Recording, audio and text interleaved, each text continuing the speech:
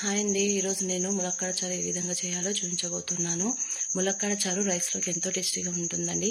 మీకు ఈ వీడియో నచ్చినట్లయితే ప్లీజ్ సబ్స్క్రైబ్ చేయండి, లైక్ చేయండి, కమెంట్ చేయండి. ముందుగా మనం కందిపప్పు తీసుకోవాలండి.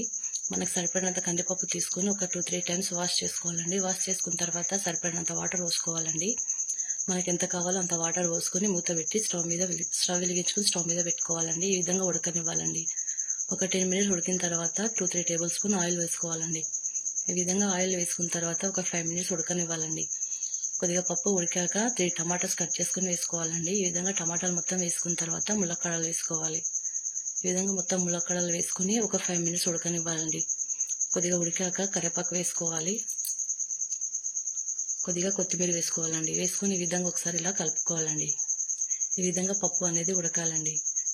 ఈ విధంగా కలుపుకున్న తర్వాత ఒక 5 మినిట్స్ ఉడకనివ్వాలండి. ఉడికిన తర్వాత 1/2 టేబుల్ స్పూన్ పసుపు వేసుకోవాలి. 3 టేబుల్ స్పూన్ కారం వేసుకోవాలండి. సరిపోతే మరి కొద్దిగా కారం యాడ్ చేసుకోవచ్చు. నేను ఇక్కడ 3 టేబుల్ స్పూన్ కారం వేసుకుంటున్నాను. 3 టేబుల్ స్పూన్ కారం వేసుకున్న తర్వాత 1 టేబుల్ స్పూన్ సాల్ట్ వేసుకోవాలండి. సరిపోతే మరి కొద్దిగా సాల్ట్ యాడ్ చేసుకోవచ్చండి. ఈ విధంగా ఒకసారి ఇలా కలుపుకోవాలండి. ఈ విధంగా పప్పు అనేది ఉడకాలండి. ఒక 10 మినిట్స్ బాగా ఉడకనివ్వాలండి. ములక్కాడలు అనేవి ఉడకాలి. ఉడికిన తర్వాత కొద్దిగా చింతపండు వేసుకోవాలండి. సరిపడినంత చింతపండు వేసుకుని ఒకసారి ఈ విధంగా కలుపుకోవాలి. ఇలా కలుపుకున్న తర్వాత ఒక 10 మినిట్స్ ఉడకనివ్వాలండి.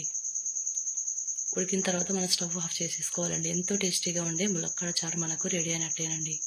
చాలా టేస్టీగా ఉంటుందండి ములక్కాడ.